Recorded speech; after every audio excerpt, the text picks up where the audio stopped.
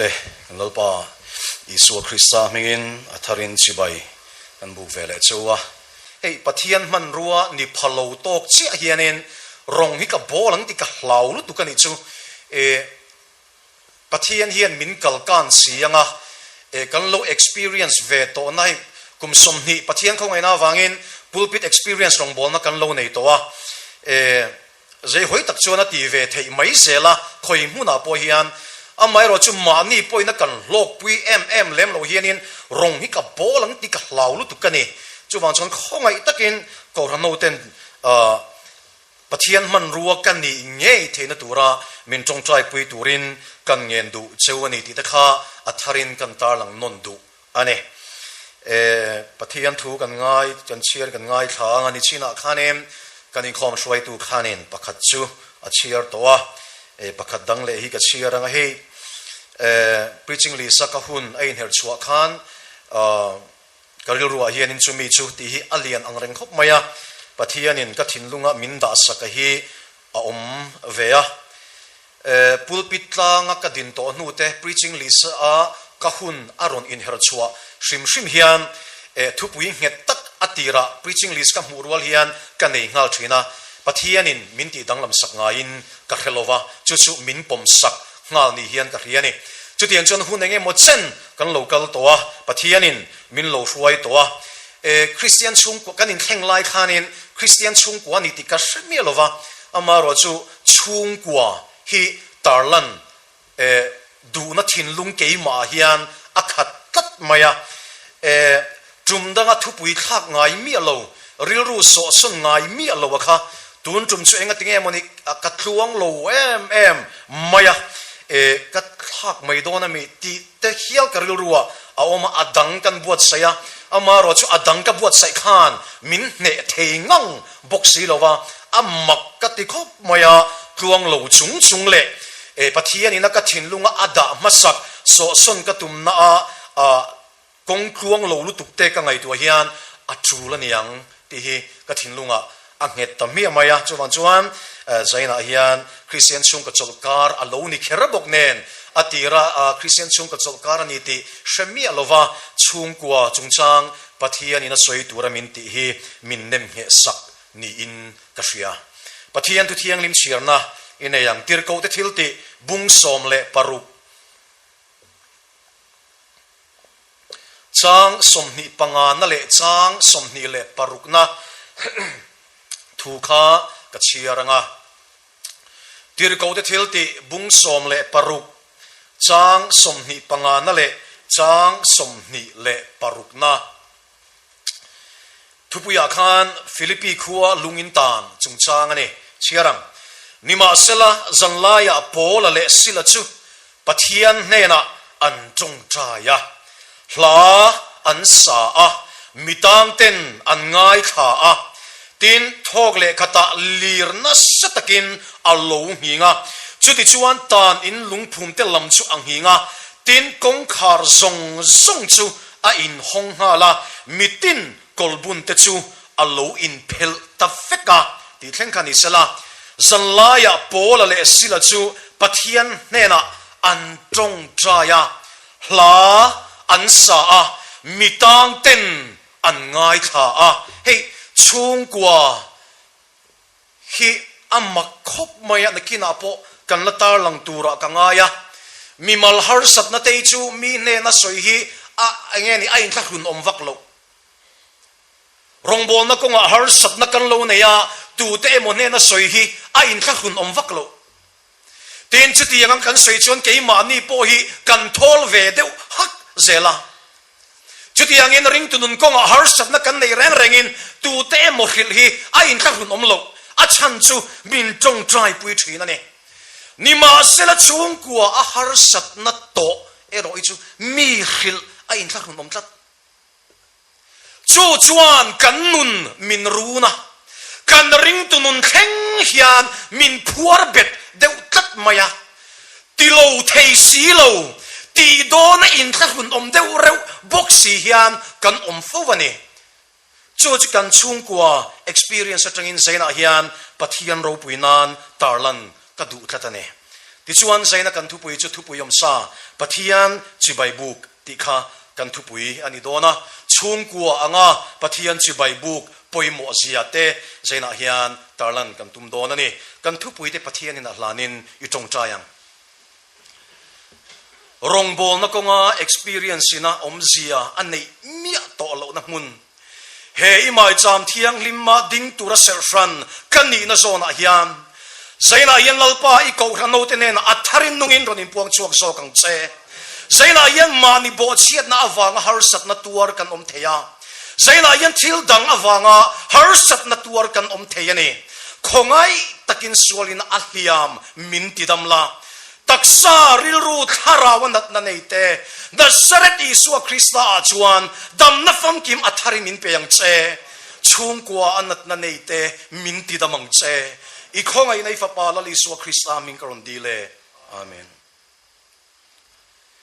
ni china khanin kanin khom shwai tu khanin a chiar tawa chanchin tha zo hana ziak bungli chang som ni pathum a khanin kan chiar non vele hrim dua chuti chuan a huna thleng don ta tuna po a thleng to mek chumi huna chuan Pathian chi bai buk tu tak tak ten tharau le ti tak setin pa chi bayan bukang pa in chuti yang mi chu a chi bai buk tu turina zongani Pathian chu tharau ani a chi bai buk tu tak tak ten tharau le ti tak setin chi bai an buk turani atia hey Pathian chi bai buk na tak tak ti te Pathian chi bai buk na nung ti te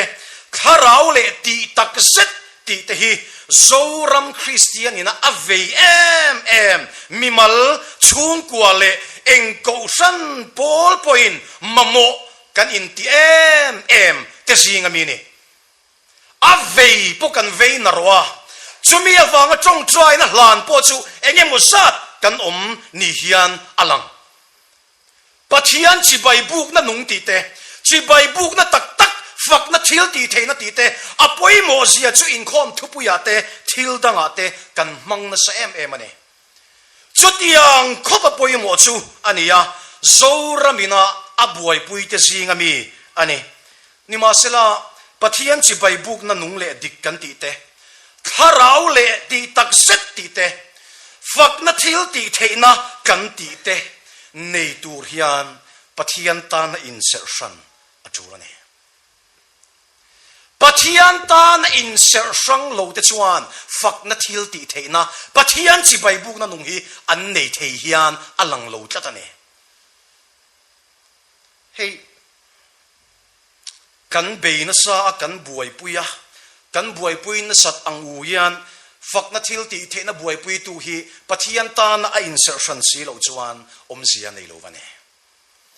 Pathian chi bai buk na nung tak nei duem ma ila chumi chu Pathian ta na insertion si lo chuan omzia a lo vani hey Pathian ta na insertion tur chuan lalpa lam hoitlat angaya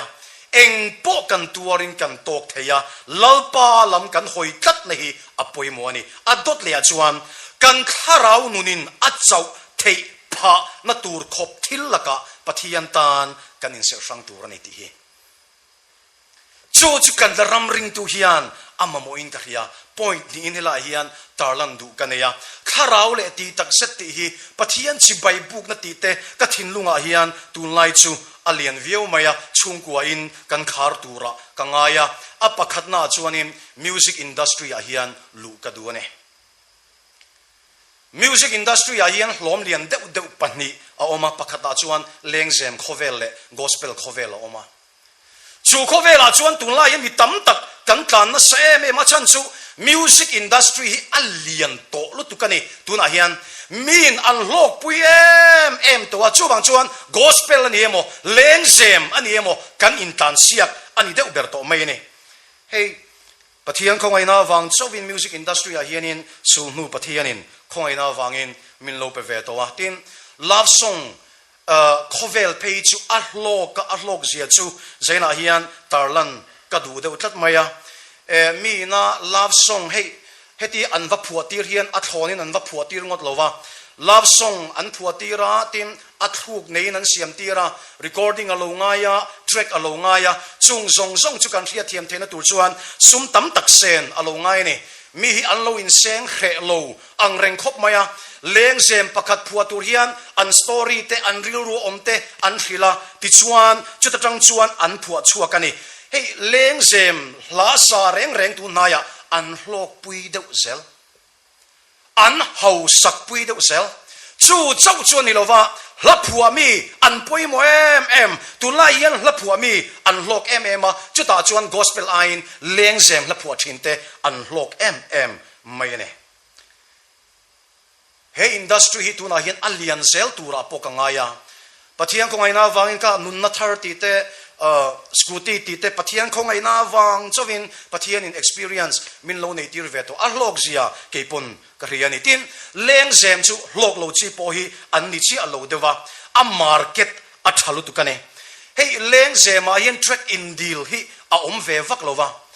mi sakto nu po ni sela a khan pa ngathian an siam tir le mai zela a chan chu a market a kha a thalu tu kane a satu te pon an hlok pui ane chutian chuan min thinlung le ti tak setin an tia atlan po an tlan na sane gospel nen chuan a san lak ania apanina gospel khovel hi katar lang dua gospel hi chu track han siam tir ai chuan midang dil mai hi kan revak lo ane leng se ma chuan ani ve mi lo anin dil ngai mang lo thu kane gospel a chuan karaoke kan download ta bit rate chedeu don ma se kan mang du mai zela kan nein atlin lo po ni lova leng sem la sa te angin kan in seng hredeu ni in lang thin track siam ti rai chuan ri chedeu don po ni se youtube pa mi kan mang hre lowa hey gospel artist hi an khongai thla kania tunlai khovela chuan chulai chon lu chit lok ka duwa gospel artist te chu hlok ngai na a om lo wane leng sem te chu a market a tha kan ti to kha mi nan soma sumenge musat an pe ya gospel a chuan khatiang kha ani ve tat lova an hlo chua chu iwa ti thave ti song kha ni mai e isai thalu tuk tia chibaya kha an don chu ni mai market a in ang lo em a chuwang chuan gospel artist tam taki leng sema an in le phane a market a in that le lutuka chulai kan tarlan du na chana chu gospel chu rongbol na angain kan ti thuin adike zaina yan lar le mi mel riat ni du chuan leng se ma in le mai kha kan ti turane ni ma sela ka chu thian kan ram hian gospel hlasa thinte musician na po hlok lo ngam kan nei a hun ve to in karia len se ma chuan eng ti pon lo ti sela ke chuan ke ma chuan a rem ve lo vani ke ma chuan a thei ve lo vani len se market thama sela gospel market thalo ma sela ke chuan lalpa ilam ka hoi ta don ni kan ti a hun to in karia lar du tan chuan len se ma kal khati mai turane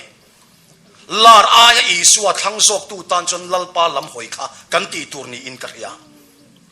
gospel an hlok lo zia chu zai paul a hianin contemporary kan ti hi sangli a siam thina ni a re ta hi hlapui kan ti hemi hlalian kan ti ho hi pakhata hian sangriat te sangkwatel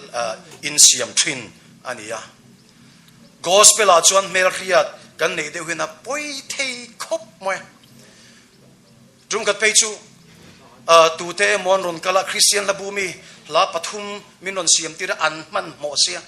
zir topa anon kala min siam zo sakram ron tia tho chana anon kala la pui thiau wania amin pek sa ti kan soilang ve hrim te ang gospela e engeni a ko engeni et emi hrimma rongbol na angai kan tina sajia anon kala cheng za thum min pe soi sel ngot theini mi asilo ma selom taka lo donaka toolbox si lai ka ngai tu thin gospel chumo hlok pui tum chi ni lo lalpa ram zau na na tiangai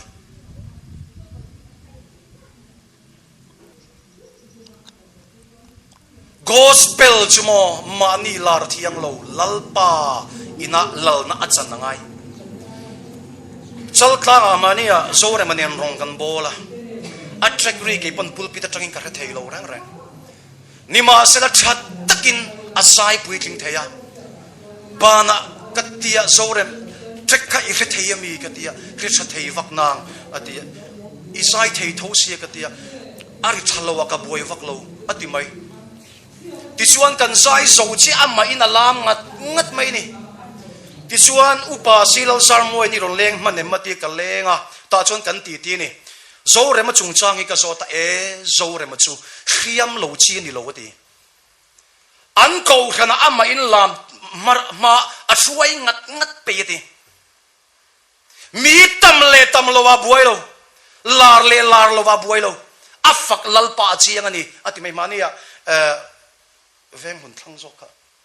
Bethel crusade ron ne ya kanin bia ni adikani rongbo na chumo minglan arim vetola fakle choi moi na turata na ke pen arim vetolo mani ral zen ani wangle lalpa lam hoi angai kat awangin lar arim velo mi si na takum ni du arim velo chuti yang mi te tan chuan rongbol na hian lalpa chan vo om lowang khovel thila chun a om ani ma na adot leya engwangin nge kan ram rongbol na hian om sia nei thelo om sia an nei lo chu ani chuang lo wanga amaro chu enga tinge ma kan son thelo kan thruai tu 10 min thriam sela katan lalpa acha titu hian platform danga afeng ching kan ti le chung chuan kan thriam em biakina lalpa tha kan tia khoilai em chuan afeng ching kan ti le a kan rongbo na hian sia anei lo pha fo wani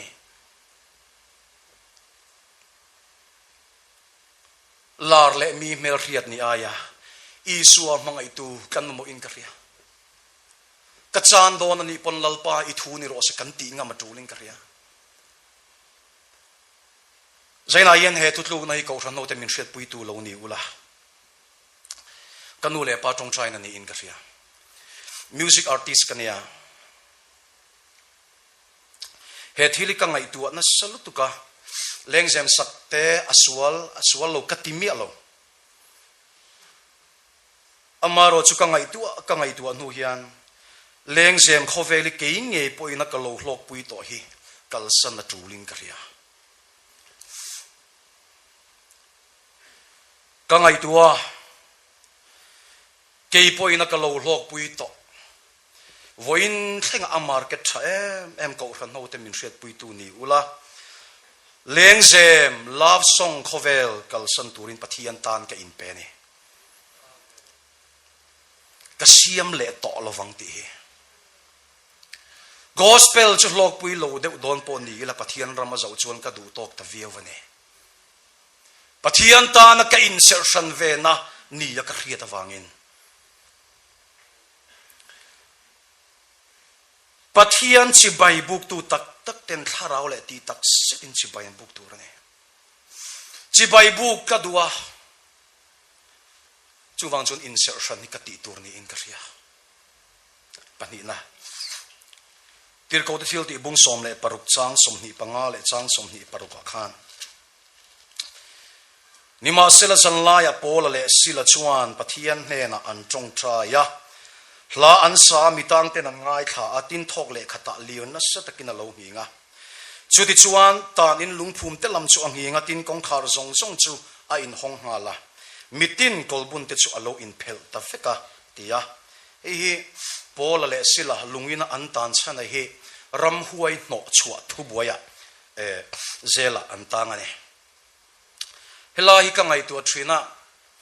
pol le sila ta na atlom thak tur zia hi ka ngai tu ni chu rong bol chuak reng langsar em akal na pia ngami in anzui huai pola kha zela an tang rup mayane rongbol tu tirko ni si miswal anda namun lung in han om kha atan aza thak leang mi in an ngu dan adang le tura kangai khang hun laya tirko pola te hun lai mi an critic sia kan khia lali suwa meu po ave an ve reng na khovela khan pola teang van tlang chung lam ta na rong bol na wanga zel tan kha thil ti na mai ni lo ani hian ati mai ni hi an ti nge yang amaro chulai hian ropui ka ti deuh chu tong try an ban san lawa pathian fak an thul lo lai hi ne nikum nge ni nikum masa khan kan ko thana hian em.Biak crusade kan ne ya kan dola upasil zarmo ya ta kan speaker man ani tichuanin thil dang vela kan buaya wangin atop zan akan kha kan hrianga mi in khom kan tam sia kha kan hrianga pona khuan ka lo ma tichuan keipo ina ka ngai san deuh rongbol tu chungkwa anon anu pa na ron in khom ani amaro chkari nine an chair ang reng khop maya amaro chu an ma ni ani ti ka hai chuang lo tichuan wa chibai ka tuma an lut tlang ta sia in khom bana ka lo chang ni solai son indam tha em ka ti odam tha en tia ron leng ta cheu thing pu de ron inula ka ti kanin lo mai nge rem changa ron leng zok ta chen tia ole kanin bedon ni ka ke poina ka ngai san lu tu kani khatiang khopa pacha palian engtin nge khati khopa an cher thei ka khalo ti chuan anua an chan chin ka khiat le dana chuan fa pathum man ne ya homa an da vek ka ngai tu a chun zom ta an ta na aza thak tur se ka ngai tu an chuta mitam takin an chan chin kan soi du dan chu rong bolin an chua ka in chung khur an ngai sak lawati ka kan soi sui du dan alo ni ta ne ni ma sel heti zong hian ka ngai tu ta zan mut mu pa tua thei lova an fa te tan an chong try sak na kha kan hriat pui mi lo so poi cha thei lo ko pa an fa te wanga an rum na rong bola chuak lo thei si lo la ya kha kan hriat pui mi lo chu kan in the sui du dan ania an ta na an na tu se ka ngai tu kan chung koin kan lo tuar to e mei sain a liao ve phot lo chau chuan in thathiam lo wang chu sei na hian pathian ropui na kan tar lang du ane hei mak de umai chu azong zong chuan ka ti lo nu le pa ko hran ngai sak fak lo ni kan hriat te an fa te an fel em ko hran ngai sak de fa te anan sual le tlat thunga enga tinge ni yang ti hi ka ngai tu a fo nu le pa hisel na hi mo thalai te kan NB ka nga nu le pa hisel na hi nang ma a omani ti ka saidu nu le pa hisel na hi kan fa te a alo ni tlat dam doi man to sum le pa ina a le thei lo chu chung ko lim hi ni a ba ko om lo rang rang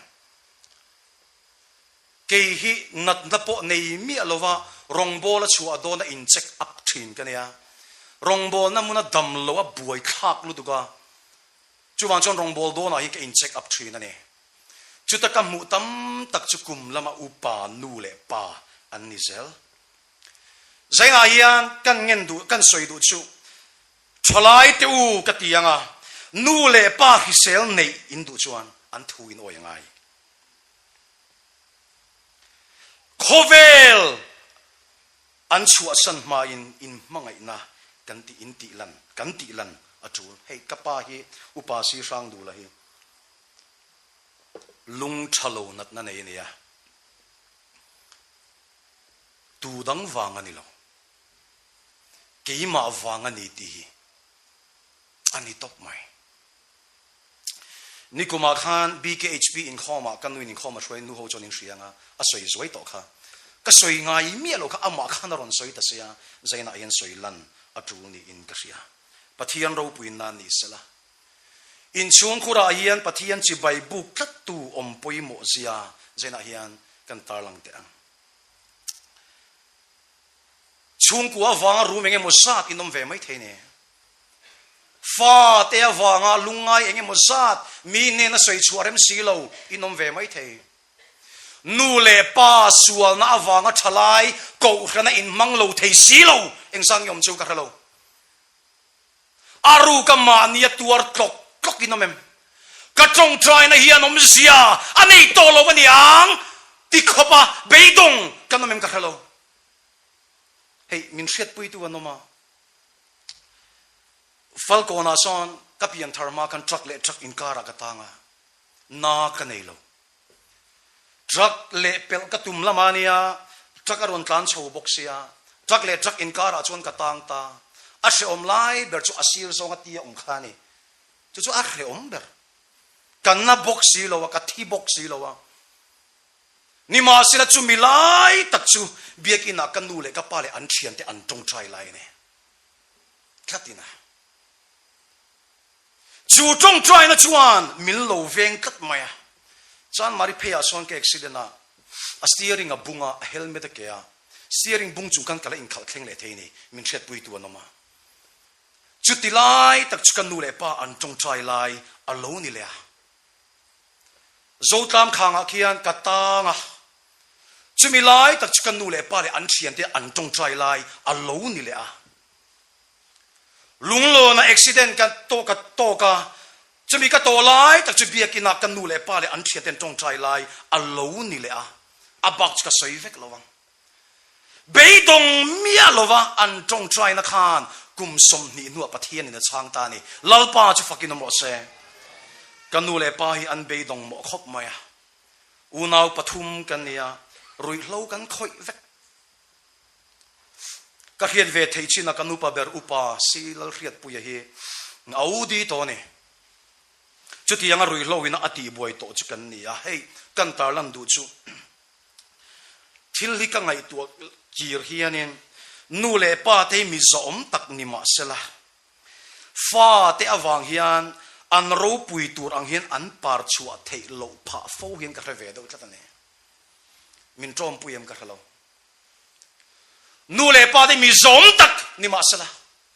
fa te sual na wang hian an ropui na turang hian an ropui pha lo fo ni hian ka mu ni ka hun liam ta ka thlir le chang hian trike pimit sang ni le pali August ni riata lunglei town a khanin kein khom ve a Pathian ni zan chu August ni riat hania galleria hian ka thua ti chuan ka pala mi ka mutani chuta atranga Pathian ina nun tui halna min pek chho chu kanita atuk ni kuwa aron in her chu khan kanu bula hin kanu chumin phone sakro katia min phone ka va in hlan ta ni ke ma piang tharpo kanilova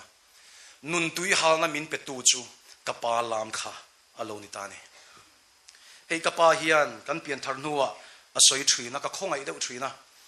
ni ma sela zanin hi hun tha ni in ka ria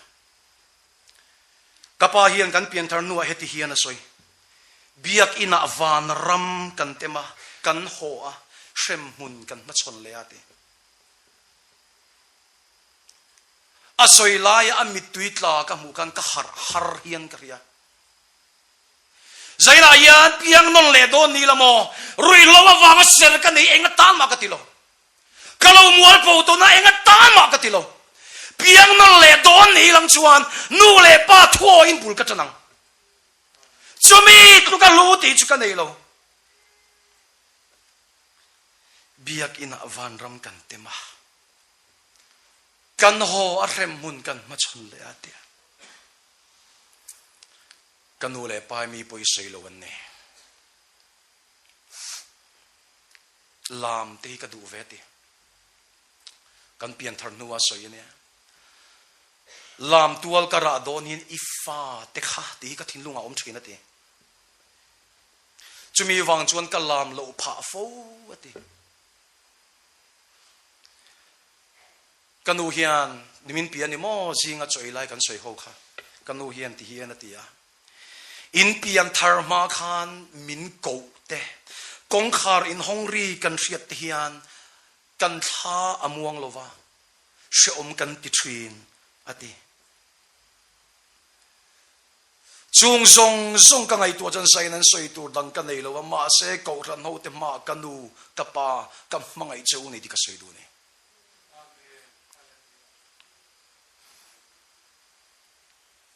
hun tran ni ka khita wangin chu ka soi ni